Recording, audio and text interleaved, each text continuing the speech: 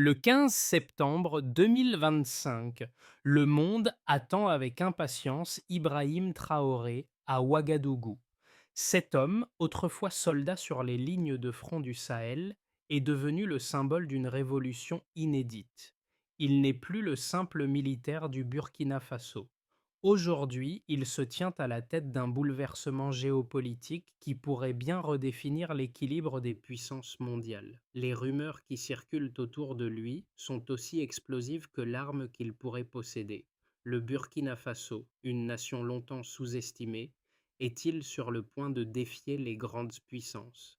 Et Ibrahim Traoré, l'homme capable de tout déclencher, est-il prêt à annoncer que l'Afrique peut désormais se défendre seule? Passons maintenant à la suite de cette histoire fascinante. Ibrahim Traoré ne fait pas que réécrire l'histoire de son pays, il façonne le destin d'un continent tout entier. Le Burkina Faso, longtemps négligé sur la scène mondiale, semble être en passe de devenir un acteur majeur, bien plus qu'une simple nation du Sahel.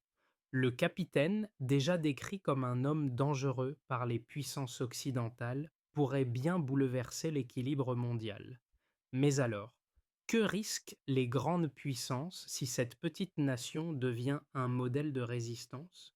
Les enjeux sont colossaux. Si Ibrahim Traoré réussit à imposer sa vision, l'Afrique pourrait enfin prétendre à une indépendance réelle, débarrassée des influences extérieures. Mais à quel prix? La menace nucléaire qui plane sur le Burkina Faso pourrait-elle être la clé d'une nouvelle ère pour l'Afrique, ou bien entraînera-t-elle le continent dans une guerre mondiale à grande échelle? Le monde entier retient son souffle. Continuons avec les révélations qui ont secoué le monde. Les fuites de renseignements qui ont commencé à circuler en août 2025 ont dévoilé des détails choquants. Le 15 août, des images satellites ont montré un immense complexe en construction au nord-est de Ouagadougou, officiellement un centre de recherche sur les énergies renouvelables. Pourtant, les analystes indépendants ont rapidement suggéré que ce site, nommé le complexe de Gorcy, cachait bien plus qu'une simple installation civile. Sous la surface, des tunnels profonds ont été creusés, protégés par des matériaux résistants aux radiations. À la surface, des clôtures à triple épaisseur et des batteries antiaériennes signalaient d'une forteresse bien plus qu'un laboratoire d'énergie verte. Des rapports ont ensuite révélé que ce centre était lié à un programme d'enrichissement de l'uranium militaire. Le Dr David Albright, ancien inspecteur de l'ONU pour les armes nucléaires, a décrit le site comme présentant toutes les caractéristiques d'une installation de production d'armement nucléaire. Mais cela n'était que la partie émergée de l'iceberg. Des preuves plus inquiétantes ont émergé, suggérant que le complexe de Gorcy n'était pas un projet isolé. Des experts russes et chinois, visiblement impliqués dans la construction, n'étaient pas présents simplement pour des conseils techniques. Ils apportaient un soutien direct dans la mise en place d'infrastructures permettant de traiter et d'enrichir l'uranium. Le Burkina Faso, autrefois perçu comme un petit pays sans grande capacité militaire, semblait être en train de se transformer en une puissance nucléaire, avec un soutien discret mais déterminé des grandes puissances. Ce programme secret pourrait bien redéfinir l'équilibre des forces mondiales, et Ibrahim Traoré en serait l'instigateur. Le monde regarde, incertain de la véritable portée de cette révélation. Ce qui semblait être un simple projet énergétique pourrait bien être la première étape vers un changement radical des rapports de force mondiaux. Le Burkina Faso, à l'ombre de ce projet, se prépare-t-il à devenir une superpuissance nucléaire? Approfondissons le portrait de cet homme au centre de l'orage. Ibrahim Traoré n'est pas seulement un leader militaire, il incarne l'espoir et la peur à la fois. En tant que capitaine de l'armée burkinabé, il a grimpé rapidement dans les rangs grâce à son charisme et ses décisions audacieuses. Mais c'est son rôle dans le changement radical du Burkina Faso qui l'a propulsé sous les projecteurs mondiaux. Issu d'un milieu modeste, Traoré a toujours nourri une profonde colère envers l'exploitation étrangère et l'ingérence des puissances occidentales, sur le continent africain.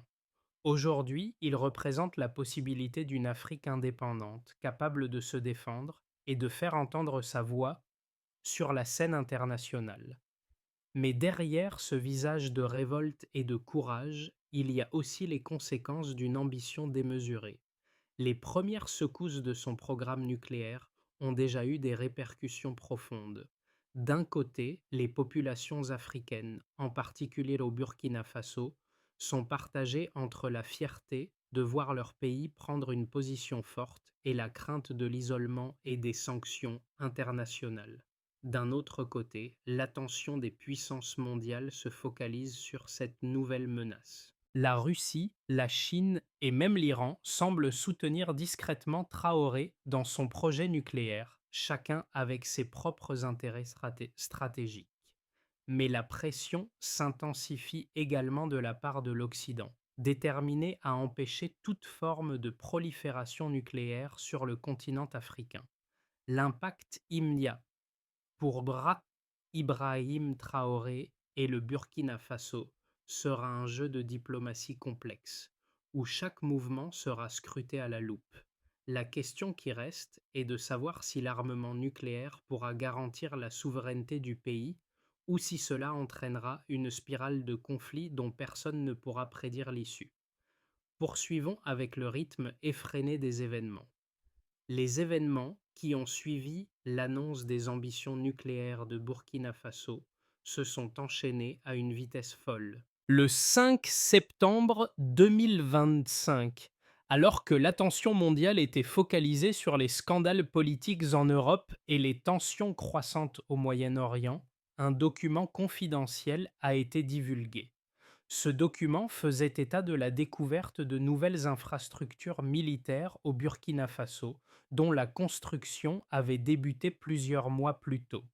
Ce ne furent pas seulement des installations de recherche, comme l'avaient affirmé les autorités burkinabées, mais de véritables complexes militaires capables de produire de l'armement nucléaire. Les images satellites scrutées par des analystes internationaux confirmaient que l'uranium, extrait des mines de la région, était traité dans des installations top secrètes, camouflées sous des couches de béton renforcées et protégées par des batteries de défense aérienne. Il s'agissait d'un développement bien plus avancé que ce que le monde avait imaginé. Ce fut un moment charnière pour Ibrahim Traoré. À partir de ce moment-là, il devint non seulement un leader militaire, mais aussi une figure centrale d'une confrontation mondiale. L'Occident réagit instantanément, convoquant des réunions d'urgence à Bruxelles et à Washington.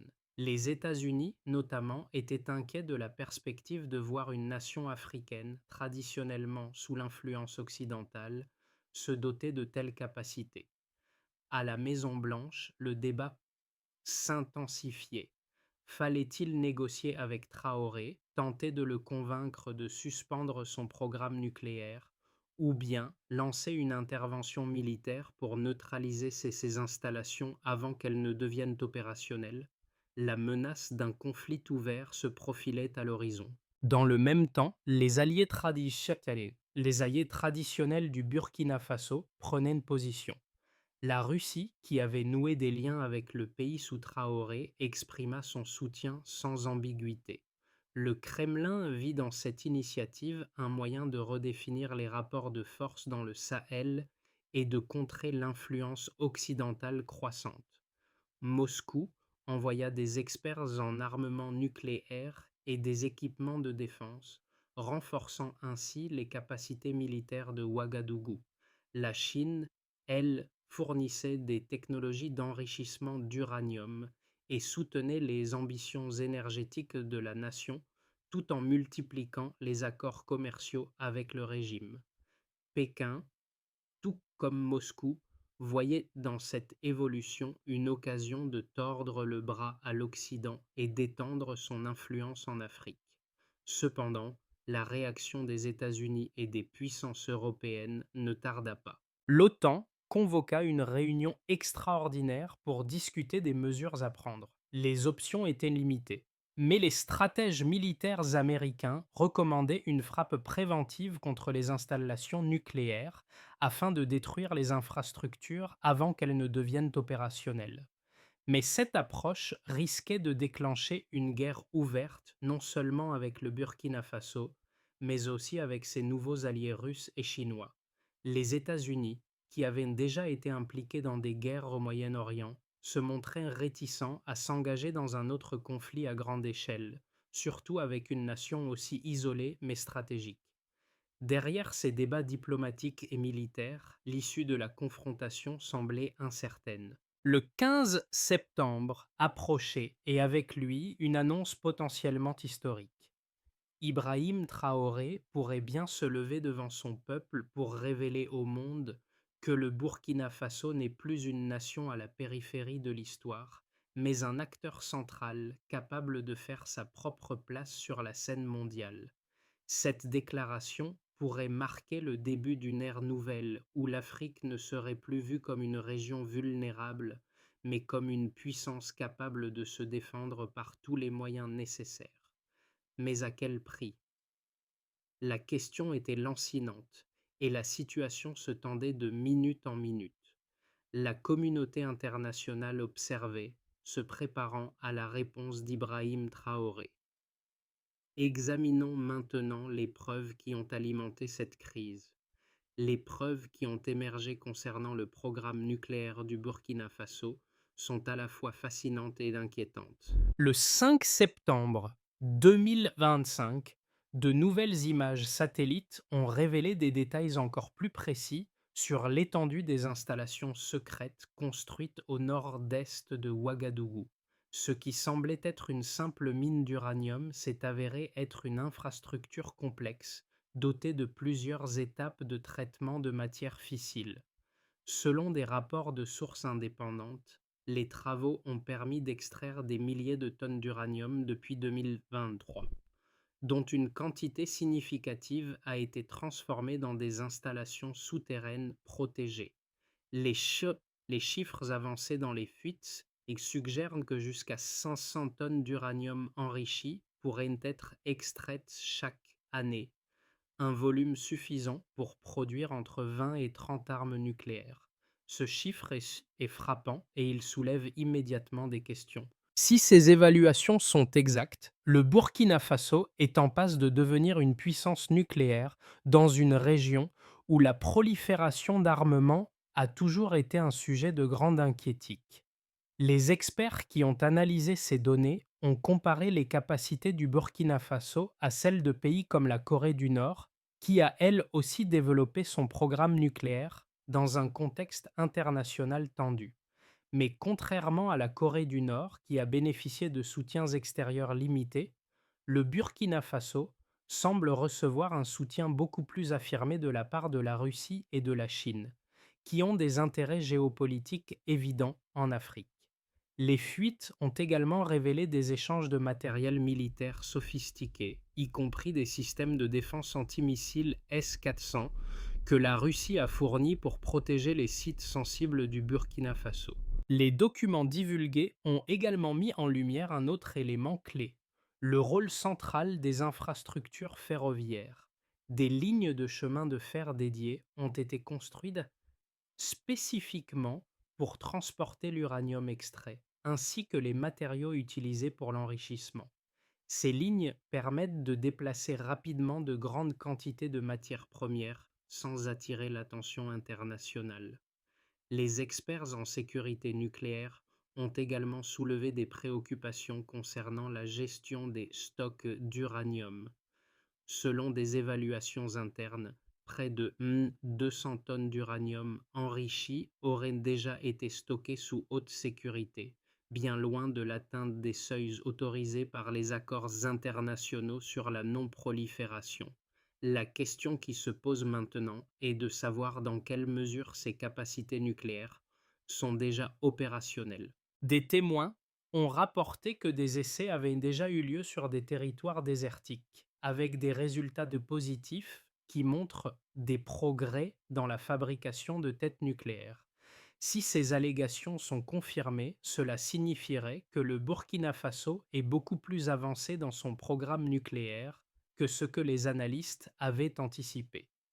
Les gouvernements européens et américains ont immédiatement renforcé leurs mesures de surveillance, alors que l'ONU et l'Agence internationale de l'énergie atomique, AIEA, ont été confrontés à un dilemme.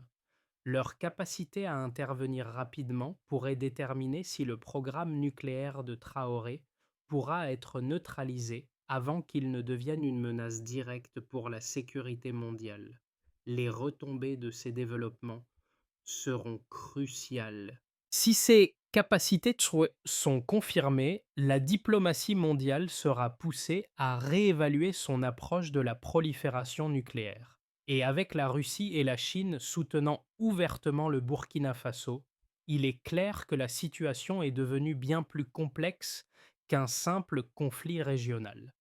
Cela pourrait bien marquer le début d'une nouvelle ère dans les relations internationales. Abordons les réactions internationales à ce tournant. Le développement du programme nucléaire du Burkina Faso suscite un large éventail de réactions internationales. D'un côté, il y a ceux qui estiment que la décision de Traoré est une réponse logique à des siècles de domination coloniale et d'ingérence étrangère. Pour ses partisans, la capacité nucléaire représente une souveraineté retrouvée, un moyen pour l'Afrique de défendre ses intérêts face aux puissances occidentales. Après tout, des nations comme les États-Unis, la Russie et la Chine détiennent des arsenaux nucléaires depuis des décennies sans que cela ne remette en question leur place sur la scène mondiale.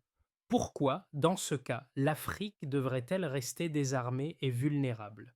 Dans cette optique, le programme nucléaire du Burkina Faso serait non seulement un acte de défense nationale, mais aussi un message fort aux autres nations africaines.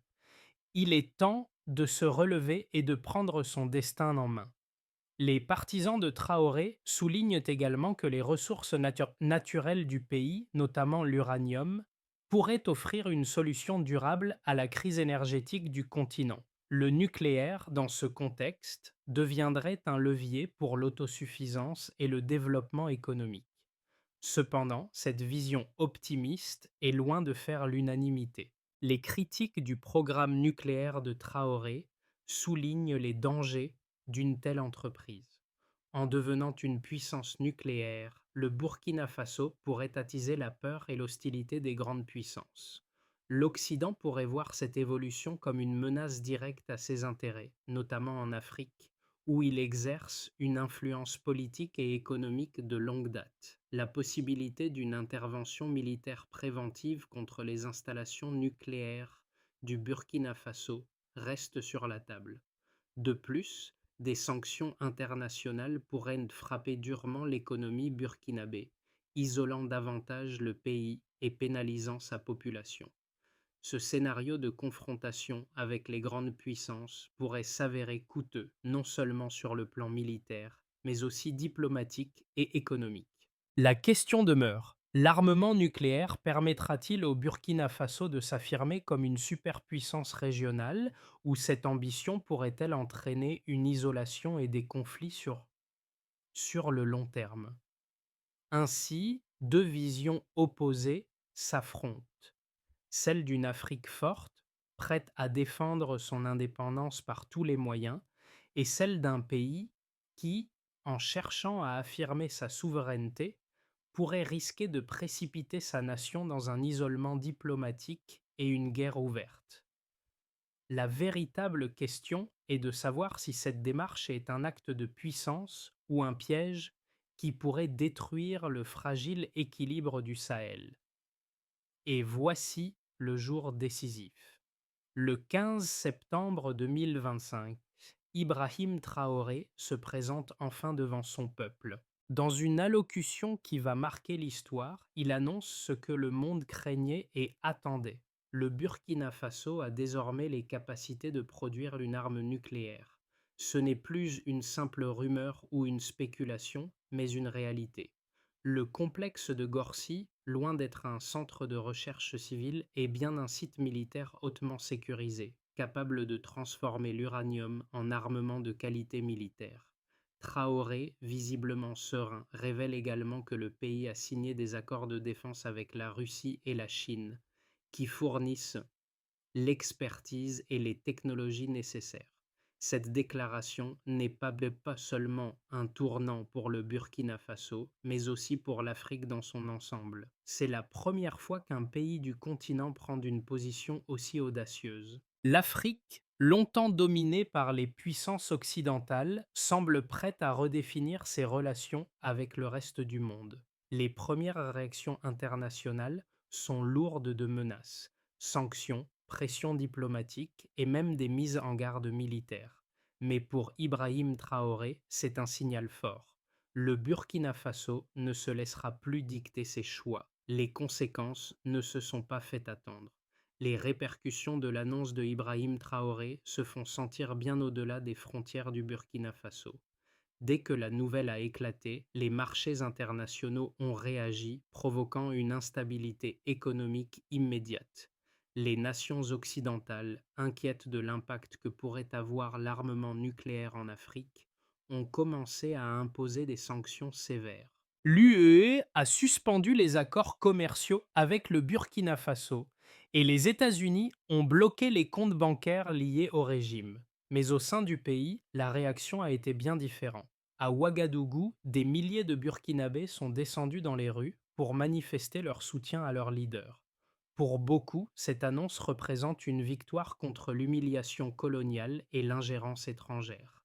L'armement nucléaire n'est plus seulement un moyen de défense, mais un symbole de dignité retrouvée pour un pays qui a longtemps été perçu comme faible. Cependant, cet enthousiasme populaire pourrait vite être tempéré par les conséquences économiques internes. Les sanctions internationales, bien qu'elles ne visent pas directement la population, ont déjà commencé à affecter le commerce et l'approvisionnement en biens essentiels. Les prix des denrées alimentaires et du carburant ont grimpé en flèche, exacerbant les tensions sociales. À l'échelle mondiale, l'annonce a ouvert un nouveau chapitre dans les relations internationales. L'Afrique, souvent considérée comme une région vulnérable, est désormais perçue différemment.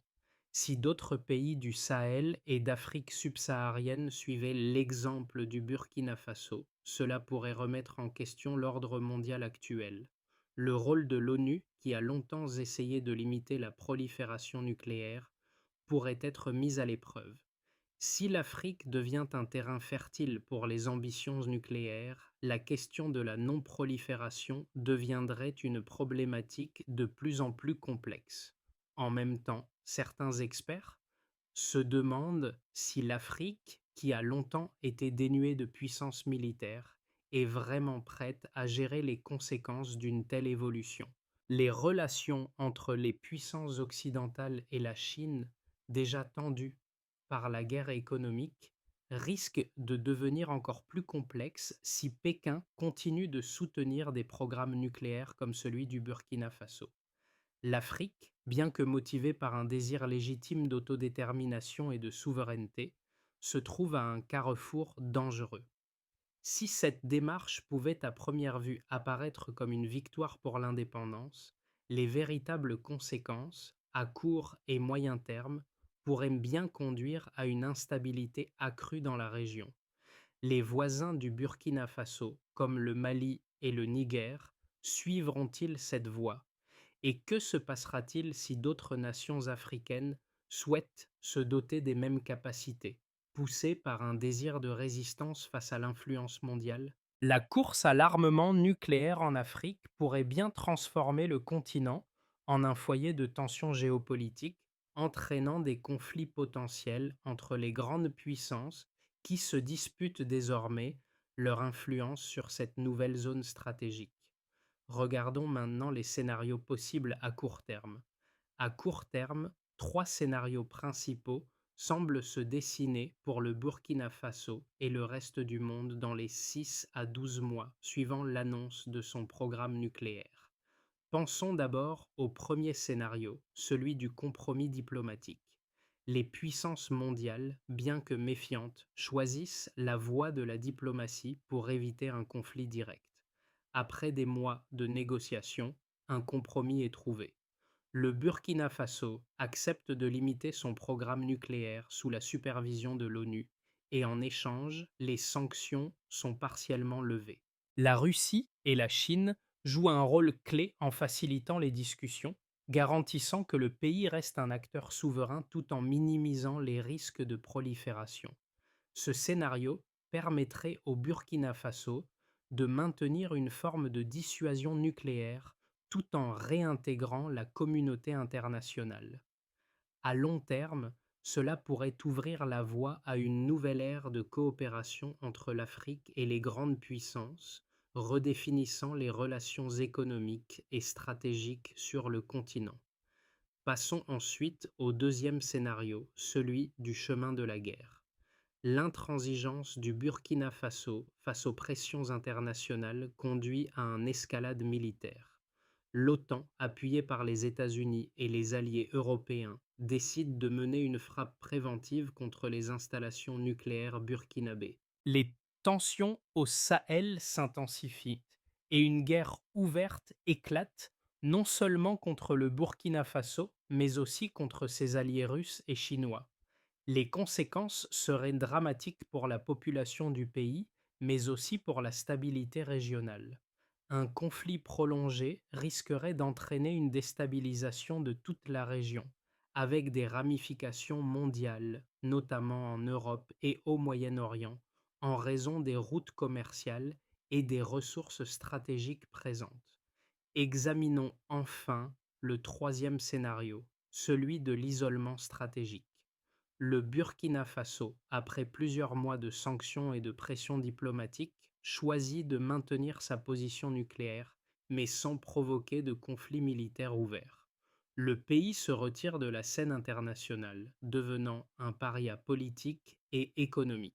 Les sanctions internationales continuent d'isoler l'économie, rendant la vie difficile pour la population, mais le pays conserve son autonomie stratégique. Ce scénario pourrait, à long terme, conduire à des alliances informelles avec des pays hors de l'Occident, mais à un coût humain et économique élevé. L'instabilité politique interne pourrait se développer avec des factions au sein du gouvernement se disputant sur l'avenir de la politique étrangère et de la gestion des ressources. Chacun de ces scénarios présente des avantages et des risques.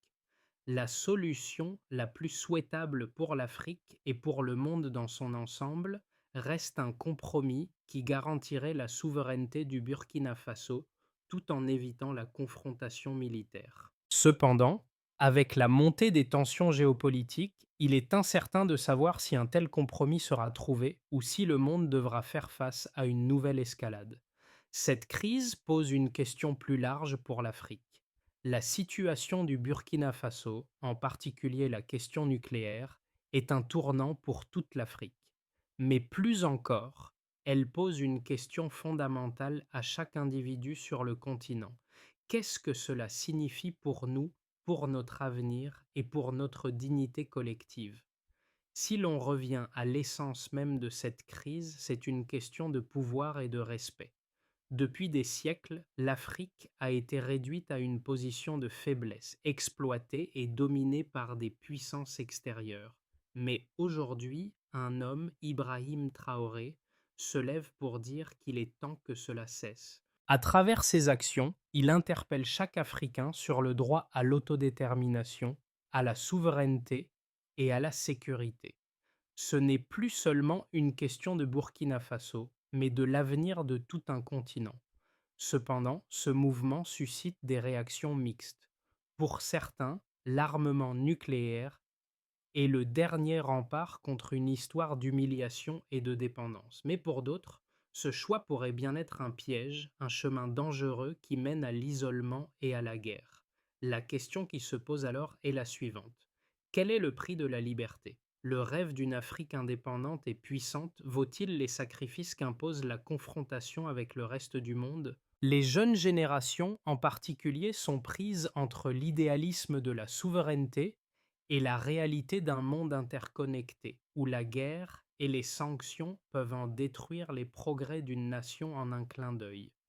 Il est impératif que chaque Africain se demande: sommes-nous prêts à tout risquer pour cette souveraineté, ou devons-nous chercher une autre voie, celle de la paix et de la coopération mondiale?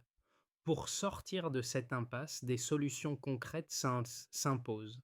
Face à l'incertitude qui plane sur l'avenir du Burkina Faso, il est essentiel d'envisager des solutions pratiques et viables pour éviter l'escalade des tensions tout en préservant la souveraineté du pays. Une première étape cruciale serait la mise en place d'un dialogue direct et sincère entre le gouvernement burkinabé, les puissances occidentales et les pays alliés comme la Russie et la Chine. Ce dialogue devrait se concentrer sur des garanties de non-prolifération nucléaire, tout en reconnaissant les droits du Burkina Faso à disposer de ses ressources naturelles pour son propre développement. Le rôle de l'ONU et des organisations régionales telles que l'Union africaine serait essentiel pour faciliter cette négociation. Deuxièmement, le Burkina Faso devrait proposer un compromis, la suspension temporaire de son programme nucléaire en échange d'une levée progressive des sanctions économiques et de l'engagement des puissances mondiales à soutenir des projets de développement économique, énergétique et technologique sur le continent.